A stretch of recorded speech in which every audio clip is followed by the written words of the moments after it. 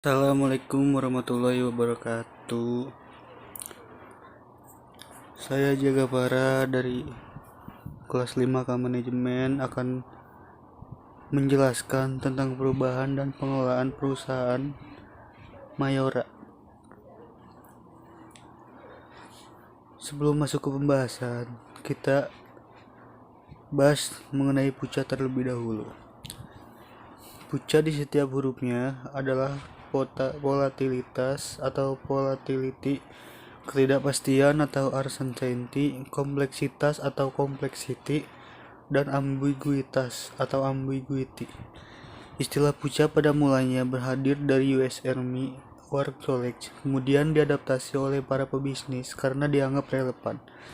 Sebelum masuk pada tahap pembahasan, keterkaitan antara keempat hal di atas dengan bisnis, lebih dahulu kita ulas mengenai apa itu puja. Dimulai dari volatilitas atau kecenderungan untuk berubah secara drastis dalam waktu itu yang tidak dapat diprediksi dan sifatnya berbahaya. Sementara ketidakpastian adalah informasi mengenai suatu hal namun tidak dapat disampaikan secara spesifik. Maksudnya bisa berupa perkiraan namun tidak ada jawaban pasti.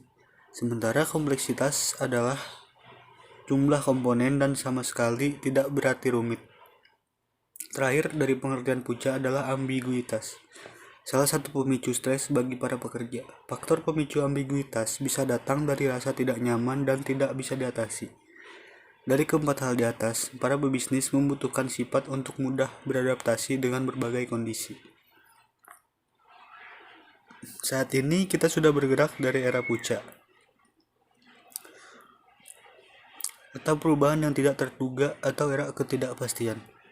Tak sedikit perusahaan yang berguguran saat ini dan melakukan pemutusan hubungan kerja atau PHK kepada karyawannya.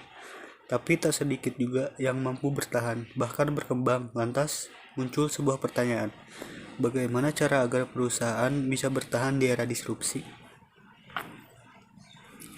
Di sini adalah volatility. Akibat pandemi COVID-19, PT Mayora mengalami penurunan pendapatan dari penjualan tidak selaras dengan beban pokok penjualan yang malah naik sedikit menjadi 17,18 triliun dari sebelumnya 17,10 triliun, di mana hal ini membuat kerugian PT Mayora sebesar 8 miliar.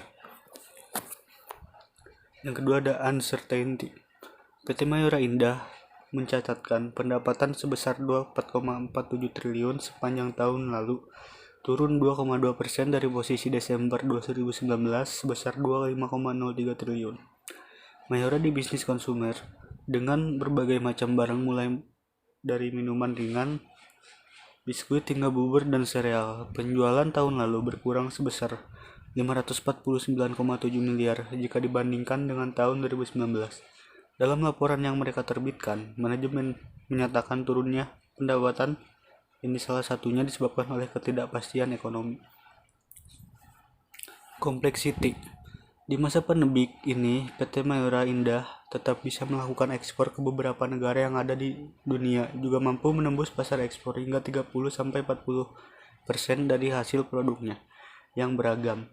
Banyak produk mereka yang menjadi leader di pasar internasional seperti Kopiko, Torabika, dan Danisa. Direktur Jenderal Industri Agro Kementerian Abdul Rohim mengatakan pihaknya telah bertemu dengan pelaku usaha dan asosiasi yang menunjukkan peningkatan kinerja industri. Kemudian ada ambiguity.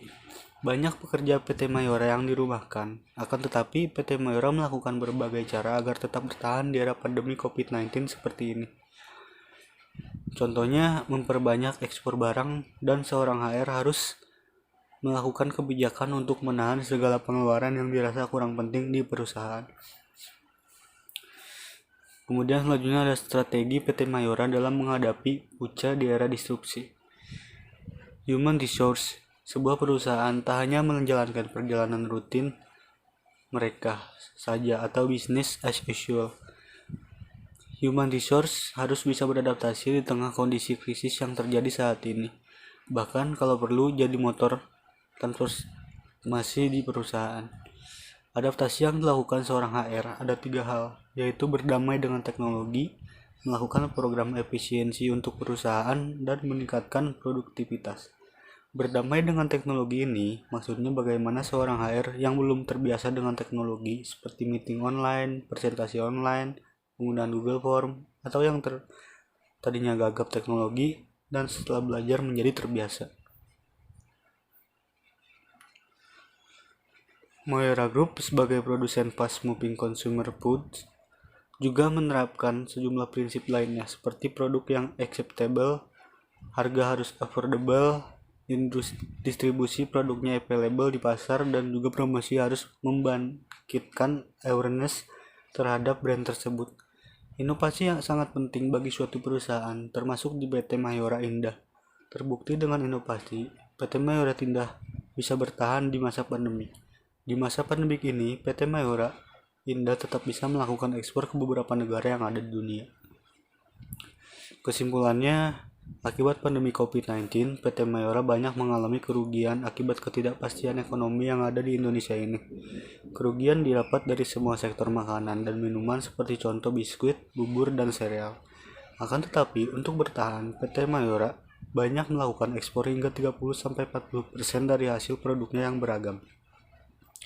Banyak produk mereka yang menjadi leader di pasar internasional seperti Kopiko, Torabika, dan Danisa.